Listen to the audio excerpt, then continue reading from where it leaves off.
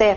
Marami pong mga controversial policies, martial law, we have the war on drugs, we have the foreign policy, but still, let's point out na according to Pulse Asia, trust rating ng Pangulo is a record high 91%. So ano po yung overall assessment nyo sa unang naging taon ni Pangulong Duterte, Secretary Goles?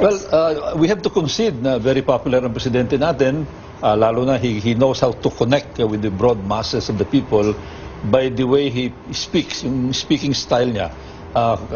Talagang magaling ang dating sa mga tao, no? Ang hiningi ko lang, sana i-balancehin yung policy on security, on the economy, and on foreign policy. On security, alam natin, kailangan natin economic support from China, pero tingnan pa rin natin yung kalagayan ng ating West Philippine Sea, ang ating exclusive economic zone. Kasi habang humihingi tayo ng utang na loob sa China, paano naman yung inaagawan tayo ng teritoryo sa exclusive economic zone? How can we conflict? How can we confront a country na nagbibigay ng maraming tulong sa atin, no? Isa pa, yung foreign policy naman, siyempre, andyan ng America and all ally, andyan ng EU, napakaraming bansa, makapangyarihan, hindi natin pwede isang tabi yan. We have to balance because of the economic and political connections also. Dr. Mendoza.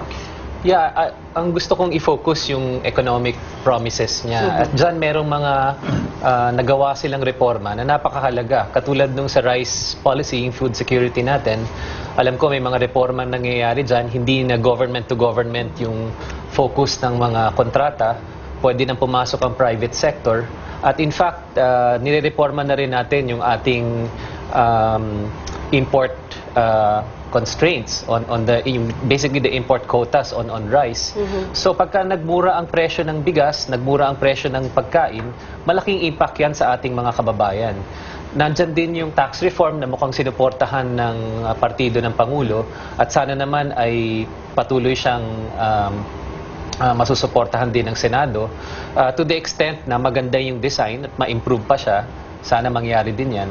At yung infrastructure emphasis ng Duterte administration, napakahalaga yan kasi paulit-ulit na yan naman talaga ang isa sa mga constraint ng Pilipinas in terms of competitiveness, in terms of attracting foreign investments that will then generate more jobs, that will help fix many other problems including ENDO. Okay. Kaya lang ang nakikita natin dyan, and I agree with former Secretary Goles, mixed bag yung iba niyang mga focus, katulad ng security, katulad ng foreign policy, sana ma-improve pa yan. Okay, Dindo.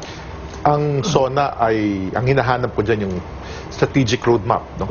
Kalawang taon, tapos na yung tatawag nating first year of learning curve para sa Pangulo. Madaming nabanggit na ilistang priorities. So ang kailangan natin are what we call constructive actions, both by the legislature and the executive, as they follow the leadership of their president and their